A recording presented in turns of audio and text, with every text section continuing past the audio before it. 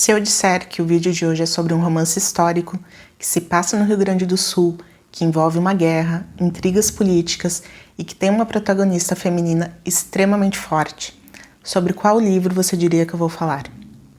Se você pensou em O Tempo e o Vento, saiba que não.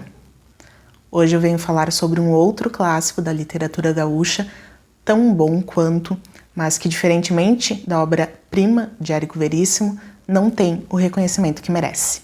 Com vocês, A Ferro e Fogo, Tempo de Solidão, de Josué Guimarães. Olá, você está no Inventário da Leitura, eu sou a Gessiele Lordes e hoje então eu venho falar sobre esse grande clássico da literatura gaúcha, acho até que da literatura brasileira, mas que, como eu disse, não tem a devida fama, não tem o reconhecimento que merece, porque é um livro excelente. Essa já é uma das melhores leituras que eu fiz esse ano, e olha que eu já li muita coisa boa, mas esse livro com certeza ficou marcado na minha memória e já está entre os meus livros favoritos da vida. Como eu disse, então, é um romance histórico, o autor é o Josué Guimarães, e se você está se perguntando quem é Josué Guimarães e por que você nunca ouviu falar sobre ele, saiba que você não está sozinho.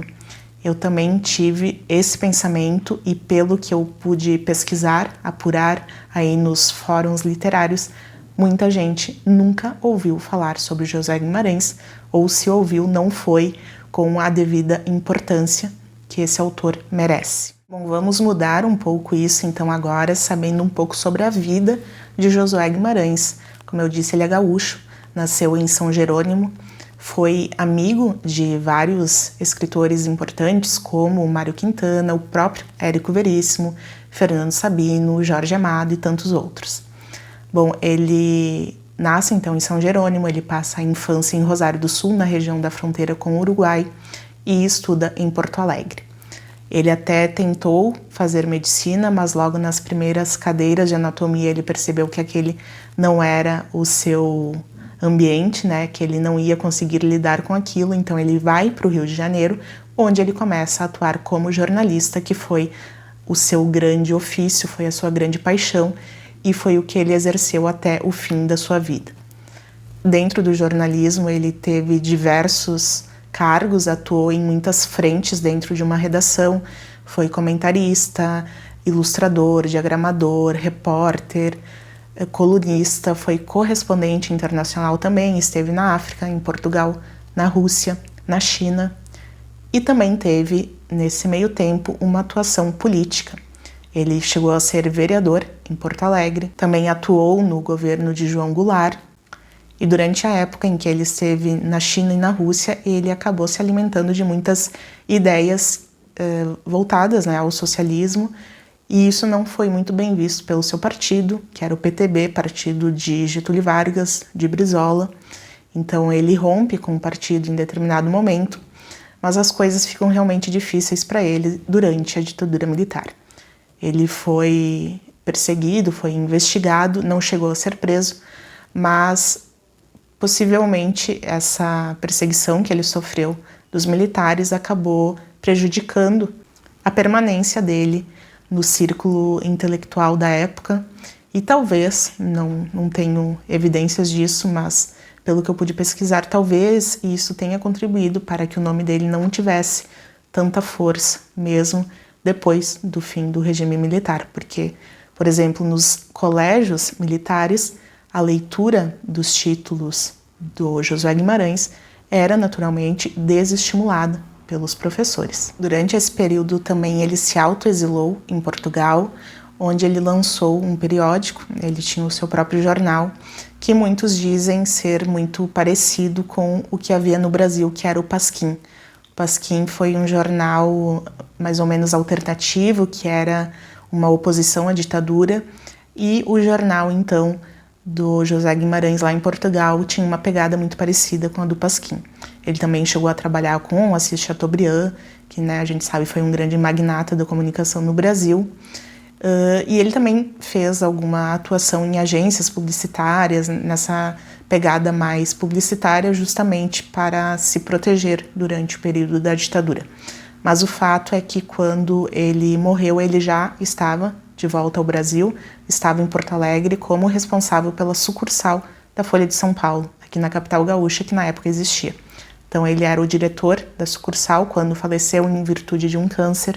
Ele tinha apenas 65 anos e a obra literária dele, embora tenha começado de uma forma relativamente tardia, ele começa a escrever aos 49 anos, ele escreveu muito. Foram 25 títulos publicados entre coletâneas de contos, romances, peças, livros infantis e infanto-juvenis. Isso, é claro, fora toda a sua produção jornalística, que também foi muito vasta. Mas como escritor, ele se destacou muito rapidamente. Nos anos 70, ele ganhou um concurso de literatura do Paraná, que na época era o mais importante do Brasil. E o seu primeiro livro foi uma coletânea de contos.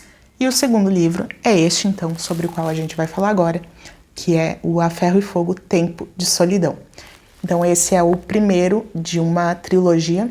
Na verdade, ele faleceu quando ele estava escrevendo o terceiro volume, né, a terceira parte dessa trilogia. A gente encontra hoje, então, o A Ferro e Fogo, Tempo de Solidão e o A Ferro e Fogo, Tempo de Guerra, que é a segunda parte dessa história.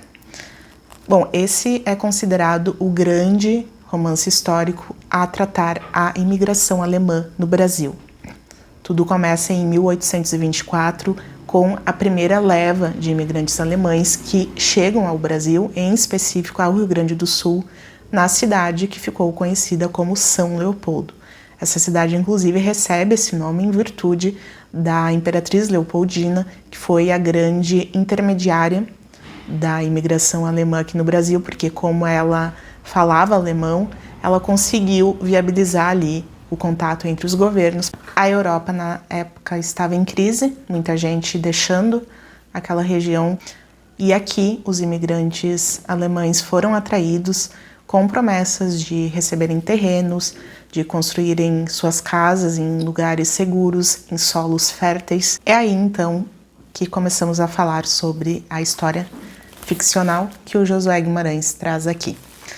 Bom, o nosso principal casal, dentre essas famílias que chegaram em 1824 ao Rio Grande do Sul, na cidade de São Leopoldo, são o Daniel e a Catarina.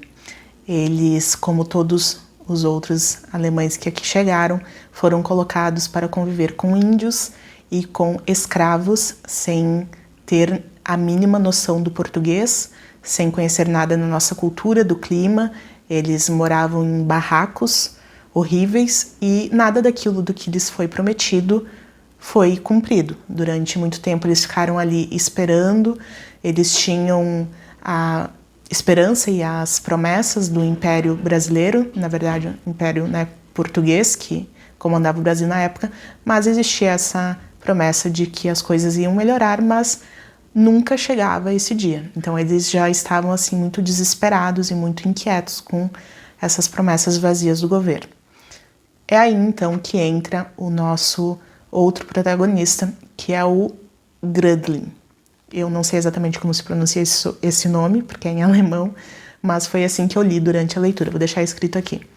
Então, o Grödlin é o alemão que se deu bem. Foi um dos poucos que soube tirar vantagem desse momento. Ele tinha contatos junto ao Império. Então ele era conhecido de um braço direito da Imperatriz Leopoldina e sempre que chegava uma nova leva de imigrantes alemães, ele se beneficiava disso. Então todos os alemães sabiam que o Grödlin era alguém com recursos, com acesso às autoridades, então ele era meio que uma referência ali entre eles. E ele era um amigo do Daniel, um amigo assim entre aspas, porque entre eles tinham uma convivência, porque a comunidade alemã era pequena e eles também só conseguiam se comunicar entre eles próprios. Então um dia o Grödlin chega lá no barraco em que o Daniel vivia com a Catarina grávida, quase parindo, já tinha outros filhos e aquela situação decadente. E ele chega com uma proposta. Ele propõe que o Daniel e a Catarina, eles peguem todas as suas coisas e vão de mala e cuia para uma outra propriedade na fronteira, lá na região do Chuí, porque o Grödlin tinha uma propriedade lá e ele queria que o Daniel fosse o seu homem de confiança para receber mercadorias. Então ele ia trabalhar para o Grudley, cuidando desse recebimento de mercadorias, e em troca ele ganharia uma propriedade realmente fértil, onde tudo aquilo que eles estavam sonhando aqui no Brasil poderia ser possível. E o Grudley ainda ia providenciar uma caravana que ia ser dos servos, né, do Daniel. Ele já ia partir com alguns escravos e também com um índio de confiança do Grudley. Então, essa equipe ia ajudar o Daniel a erguer essa estância ali na região da fronteira. Num primeiro momento, o Daniel resiste, né? Ele e a Catarina acham melhor não, porque ela já está quase parindo, e isso que eles iam fazer ia ser de forma clandestina, porque os imigrantes eles estavam sob os cuidados do governo, eles não podiam fazer nada sem autorização expressa do governo, e óbvio que eles iam fazer isso ali, né, na moita. Só que o Grudley consegue convencer a Catarina. Ele começa a falar sobre o futuro dos filhos dela, toca ali, né, no ponto fraco de toda mãe. E a Catarina diz, tá, então vamos. Então é ela que toma essa decisão. Ela, o marido, os filhos, toda aquela caravana que o Grudley conseguiu para eles vão até esse lugar e lá eles erguem uma casa e de fato começa uma nova etapa na vida deles. Aparentemente estava tudo certo e funcionava assim. Eles estavam lá criando seus animais, cultivando, se reorganizando enquanto família, né, naquela estância. E de tempos em tempos chegava um lote de mercadorias. Nessas mercadorias tinha uma parte que era para a família, que eram sementes e coisas ali da atividade rural. E tinha uma parte da mercadoria que era lacrada, que a família não sabia exatamente o que era, mas que ficava ali apenas esperando que outras pessoas viessem recolher para levar lá para São Leopoldo, para Porto Alegre e, né, para o destino onde o Grudley comercializava. Bom, durante um tempo tudo isso deu muito certo, a família está aparentemente bem estabelecida, eles ficam felizes por terem saído de São Leopoldo, daquela situação muito precária onde eles viviam, quando, no ano de 1825, começa a Guerra da Cisplatina. Essa guerra foi uma guerra entre o Brasil e a Argentina por disputa territorial daquela região onde depois se estabeleceu o Uruguai. Mas na época, então, o Império Brasileiro e os argentinos estavam disputando essa região que ficava justamente ali perto da estância do Daniel e da Catarina.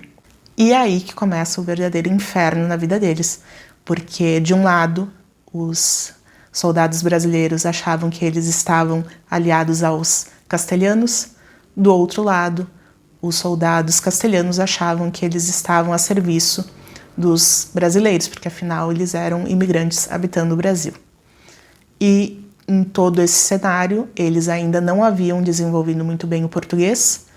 Eles tinham um índio de confiança, o Juanito, que inclusive é um personagem muito bom dessa história também. Juanito também não sabia muito bem como se comunicar com todo mundo, tinha aquele obstáculo da comunicação, mas Catarina percebeu muito rapidamente que as coisas iam ficar muito difíceis para ela. Porque numa situação dessa, a primeira coisa que os soldados de qualquer um dos lados fariam era matar Daniel, que era o patriarca da casa. Então, quando Catarina foi avisada de que uma tropa estava se aproximando, ela pensou muito rapidamente no que fazer para proteger Daniel e ela descobre onde esconder o marido. E esse esconderijo que ela descobre para o marido dela é um esconderijo muito, muito exótico, assim, eu nunca imaginei que alguém poderia se esconder onde o Daniel se escondeu. E deu certo. Ele vai para esse esconderijo, que obviamente eu não vou falar aqui, né? Você vai ter que ler para entender qual que era esse grande esconderijo. Mas ela coloca o Daniel nesse esconderijo e daí ela que precisa assumir, que precisa encarar esses soldados. E se você já leu O Tempo e o Vento ou algum outro livro de guerra nesse sentido, você sabe muito bem o que acontece com as mulheres nessa época. Especialmente a mulher de um homem que supostamente traiu o seu governo ou que, enfim, era inimigo, porque dos dois lados os soldados que passavam lá achavam que aquela estância era do outro lado. Então eles descarregavam tudo nela, né? Então ela e o índio, o pessoal que morava lá com ela, inventário que o Daniel tinha sido preso, que ele, enfim, tinha sido morto. Eles ficavam inventando coisas para despistar esses soldados. E esses soldados, então, passavam por essa estância para ir, para voltar. O tempo todo estava chegando um pelotão e cada vez que chegava uma tropa lá, era mais uma série de violências, de desaforos, enfim. Eles não respeitavam nada, né? Porque se uma mulher já não era respeitada na época, ainda mais uma mulher de um traidor, uma mulher viúva. E é aí que a Catarina desenvolve uma raiva, uma sede de vingança tremenda, porque ela atribui todo esse sofrimento ao Grudlin, que foi, afinal, quem colocou ela e a sua família naquele local. E durante todo esse período, todos esses anos em que se desenvolve essa guerra, o Daniel fica lá, naquele esconderijo, que é um esconderijo muito específico, mas é um esconderijo que também cobra o seu preço, ao mesmo tempo em que ele era seguro. Ele causava muitas dificuldades, ele gerava muito desconforto e consequências de todo tipo, física e também mental, porque não é um esconderijo feito por uma permanência longa. Quando vocês lerem o livro, vocês vão entender melhor. E é a partir disso, então, que a Catarina vai assumindo as rédeas da sua família, vai ali protegendo os filhos durante esse período tão complicado. Então ela amadurece na guerra, enquanto mãe, enquanto mulher, mas também enquanto um ser humano movido pela sede de vingança. Mas toda guerra tem um fim, a da Cisplatina também terminou, e quando esse conflito finalmente termina, Catarina não vai conseguir retomar a vida como ela era, porque o Daniel não é mais o mesmo homem. Ela se tornou basicamente uma viúva de um homem vivo. Mas o fato é que ela não quer mais morar ali naquela estância, ela não quer mais correr o risco que eles correram, né? Tudo que eles passaram por estar em uma região de fronteira. E ela consegue ali fazer uma troca e voltar para São Leopoldo, de onde ela havia saído.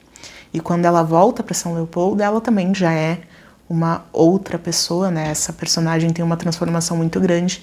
Ela já tem muita força, porque ela está ali movida por uma sede de vingança muito grande, e ela se torna também uma empreendedora. Ela começa a competir diretamente com o Grudlin. Então, nessa parte da história, a gente vai acompanhar muito ali o desenvolvimento das cidades ali da região Porto Alegre, São Leopoldo, essa região metropolitana, e é muito legal ver como tudo se deu esse conflito entre as muitas culturas, entre as diferentes etnias que compõem essa região. Tudo isso vai sendo explorado aqui, mas sempre, né, com o foco nesses dois protagonistas que a partir de agora ficam muito mais evidentes, que são a Catarina de um lado e o Grudlin do outro. E a gente tem também aqui já os primeiros rumores da Revolução Farroupilha, que é, né, então, o conflito que o Érico Veríssimo vai trazer em O Tempo e o Vento.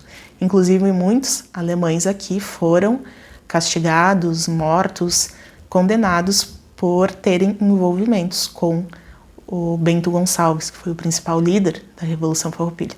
Mas aqui esse desenrolar político ele é muito mais sutil do que nas obras do Érico Veríssimo, por exemplo. Embora esse livro ele seja muito aprofundado, ele é muito acessível. E mesmo quando a história entra em um ponto mais específico, as coisas são colocadas de uma forma muito clara para o leitor. E quando eu digo que são colocadas de uma forma muito clara, eu não estou dizendo que a narrativa subestima a capacidade do leitor entender, mas ela é muito certeira na forma como traz as explicações, os diálogos eles fluem de uma forma muito natural e as explicações do que está acontecendo, elas surgem de uma forma muito espontânea na comunicação entre eles. Então não parece que é aquele tipo de explicação que está ali só para situar o leitor, sabe? Ela faz todo sentido dentro da narrativa. Então esse foi um ponto que eu gostei muito na escrita do José Guimarães. E a partir da terceira parte da história, né, quando a gente está indo para o final, a gente vai vendo que, apesar das forças, dos sentimentos principais que moviam eles até então, eles têm algo muito mais interior, uma força muito maior que não é aquela que a gente estava vendo. Então, para mim, o Grudley, ele sempre foi um personagem, até a última cena, né? Eu sempre vi ele como esse personagem autossuficiente, arrogante, orgulhoso, às vezes até ganancioso. E a Catarina eu sempre vi como alguém cega de ódio, de vingança, né? Dessa sede de vingança. Mas a última cena dessa história, a forma como esse livro termina, é uma das coisas mais espetaculares que eu já li. É uma cena incrível no sentido da carga que ela tem para essa narrativa, porque, como eu disse, eu vi esses dois protagonistas dessa forma, e na última cena isso se transforma completamente.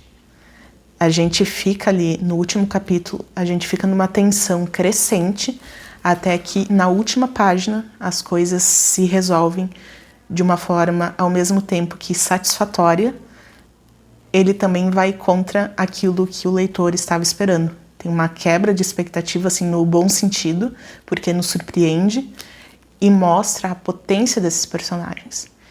Então é uma das cenas, assim, de encerramento, de fechamento de livros mais impressionantes que eu já li, ao mesmo tempo em que ela não é nada de outro mundo, assim. Ela faz muito sentido aqui dentro da história, mas o diálogo, o último diálogo entre o Grudley e a Catarina é belíssimo, é emocionante, ele nos dá uma conclusão, ao mesmo tempo em que ele deixa uma brecha muito interessante para o segundo volume. Então essa leitura eu recomendo muito fortemente para quem é fã do Érico Veríssimo, para quem gosta de romance histórico e também, de uma forma geral, para quem gosta de bons livros, porque esse é o tipo de livro que, apesar de tratar um tema pesado, que é a guerra, né, que é a política, inclusive de uma época, né, muito distante, é aquele tipo de livro que a gente termina de ler com a alegria de ter lido um bom livro. Nada nos deixa mais felizes do que saber que o tempo que a gente dedicou a uma leitura valeu cada segundo. E não apenas isso, né? Eu quero agora ler mais obras do Josué Guimarães. Repito, é um autor que não tem o reconhecimento que merece.